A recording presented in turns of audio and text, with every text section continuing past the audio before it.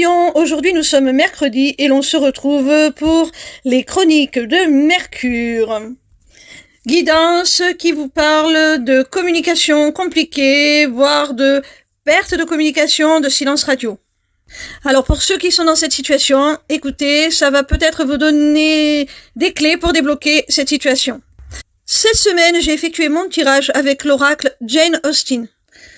La première carte s'intitule « Printemps, été, automne ou hiver ?» C'est une question, hein. Elle te dit aussi « Chaque saison apporte son rythme et ses évolutions ». Je pense que là, tu es dans une période où tu ne sais pas trop sur quel pied danser. Ton autre joue un peu au chaud, au froid. Un coup, tu es très heureuse, c'est ton soleil, il illumine ta journée par sa présence. Et puis, le lendemain, c'est l'hiver, parce que, sans savoir ni pourquoi ni comment, il te donne plus de nouvelles. Tu te retrouves un peu seul, puis il ressurgit, tu y crois à nouveau, c'est l'effervescence du printemps. Et puis il repart, et là, c'est un peu la nostalgie, la mélancolie de l'automne, tu vois. Du coup, tu replonges dans une période d'introspection. Tu essaies de comprendre un petit peu où vous en êtes, et tu passes un peu par tous les états, et il y a beaucoup de confusion et d'incompréhension. La deuxième carte s'intitule « Le chemin de la prudence ». Elle te dit, si vous rêvez d'oublier toute contrainte et de vous bercer d'insouciance, rappelez-vous que la prudence pourra vous éviter des déceptions. Par rapport à la carte précédente où on voyait bien que tu passais un petit peu par tous les états émotionnels, que tu savais pas trop où tu en étais, que tu étais un peu confuse, que cette situation générait beaucoup d'incertitudes et de remous émotionnels. Eh bien, par rapport à tout ça, on te demande de te protéger, de faire preuve de prudence. Tu es en droit de dire stop. De dire à ton autre, écoute, tu es libre de tes choix, de tes décisions, tu as ton libre arbitre. Mais moi, ton manque de positionnement me bloque, m'empêche d'avancer, d'être en paix. Donc même si on doit prendre un temps des chemins différents, moi je choisis le mien. Le chemin le plus sûr, je refuse d'avancer à l'aveuglette comme ça avec toi. C'est pas contre toi, c'est cette situation que je ne peux plus accepter pour mon équilibre, mon développement, mon épanouissement.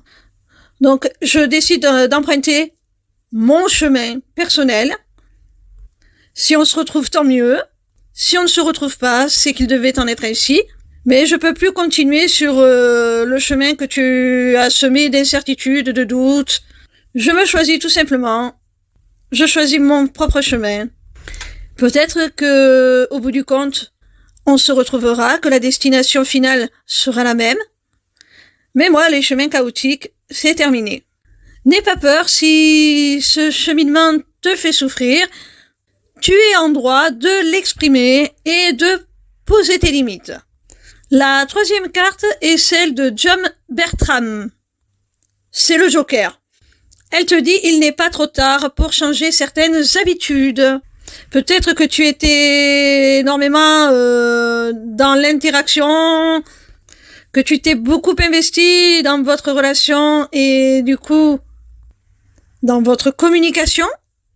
Tu as peut-être été présente pour l'autre, tu t'es manifesté souvent, tu as été à l'initiative à chaque fois de la reprise de parole. Là, on te dit qu'il faut peut-être changer d'habitude, casser un peu ces schémas.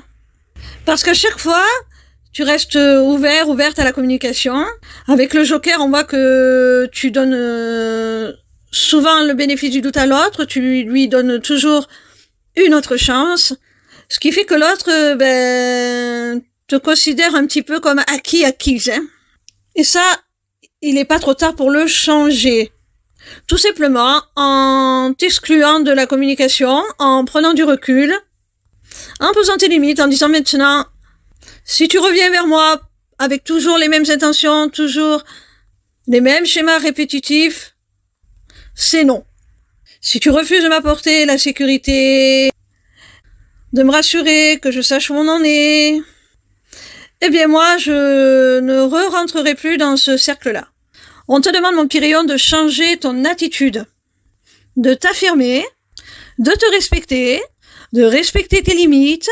Et c'est ainsi que l'autre changera aussi d'attitude dans sa façon d'être avec toi, dans sa communication avec toi, dans ce que vous partagez, tout simplement parce qu'il n'a aucune raison de changer, de corriger ce comportement si toi tu lui trouves toutes les excuses, tu acceptes ses allers-retours, tu acceptes qu'il te laisse dans l'incertitude, tu acceptes beaucoup de choses. Je dis il parce que je parle de ton autre, mais tu adaptes à ta situation. Il faut qu'il comprenne qu'il peut pas avoir des chances indéfiniment, qu'à force de jouer avec l'élastique, il finit par casser. Donc c'est à toi de changer ton comportement face à ça pour le faire évoluer lui aussi. Cesse d'être dans l'attente du moindre de ses messages, de sa moindre petite attention. Lâche prise et vis pour toi.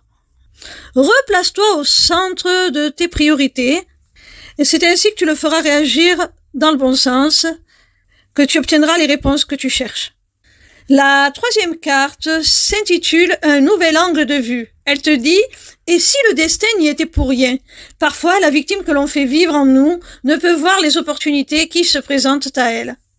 Alors tu vois, on te disait avec la carte précédente de changer tes habitudes, de changer d'attitude. Et là, on te dit d'opter pour un nouvel angle de vue, de cesser d'être une victime, entre guillemets, consentante.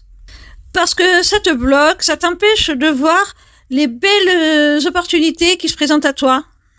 Peut-être des relations plus harmonieuses, des échanges, des partages qui te font du bien, peut-être simplement au plan amical, mais qui te permettent de sortir de cette boucle où tu tournes en rond un petit peu avec ton autre. Et même si tu es amené à parler de cette situation avec d'autres personnes, ce sera quand même bénéfique parce que ça te permettra d'avoir un autre regard. Parce que là, tu es centré sur vous, sur votre relation. Tu as besoin de t'aérer, d'interagir avec le monde extérieur, ton cercle d'amis, par exemple, pour défocaliser un petit peu ton attention de ça. Et voir qu'il y a d'autres choses qui se passent autour de toi et qui peuvent te faire beaucoup de bien, dont tu peux bénéficier. Et rien ne t'empêche, comme je l'ai déjà dit, au cours de cette ouverture vers l'extérieur, de demander conseil sur cette situation, afin qu'on t'apporte un autre angle de vue plus objectif. La dernière carte s'intitule le bal. Une rencontre importante pourrait se produire prochainement. Elle confirme le message de la carte précédente, c'est-à-dire que tu dois rester ouverte au monde. C'est ce qui va te permettre de faire peut-être la rencontre avec une personne avec qui ça te paraîtra peut-être beaucoup plus fluide, beaucoup plus simple, et qui va te sortir de toute cette confusion, de toute cette morosité. Voilà mes petits rayons, j'espère que cette guidance vous a plu. Sachez que désormais vous avez la possibilité de vous inscrire à ma newsletter, le Taroscope, pour recevoir vos prédictions signe par signe chaque semaine. C'est totalement gratuit. Vous pouvez aussi prendre rendez-vous avec moi pour une consultation privée ou pour un rendez-vous découverte de ma formation, l'Académie des Arts Divinatoires. Pour finir, vous avez aussi accès à ma boutique Etsy, où sont déjà mises en vente mes runes, qui seront bientôt rejointes par une autre création originale de ma part, dont je ne vous parlerai pas plus, je maintiens le suspense, je vous fais la surprise.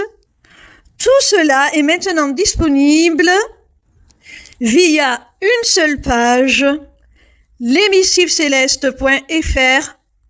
Alors n'hésitez pas. Vous y aurez aussi très bientôt la possibilité de vous inscrire à mon webinaire gratuit « Deviens ton propre guide grâce aux arts divinatoires ». N'hésitez surtout pas à me retrouver en live sur TikTok. Je répondrai gratuitement à vos questions tous les soirs du lundi au vendredi à partir de 20h. Voilà, je vous embrasse et je vous dis à demain. Gros bisous mes petits rayons.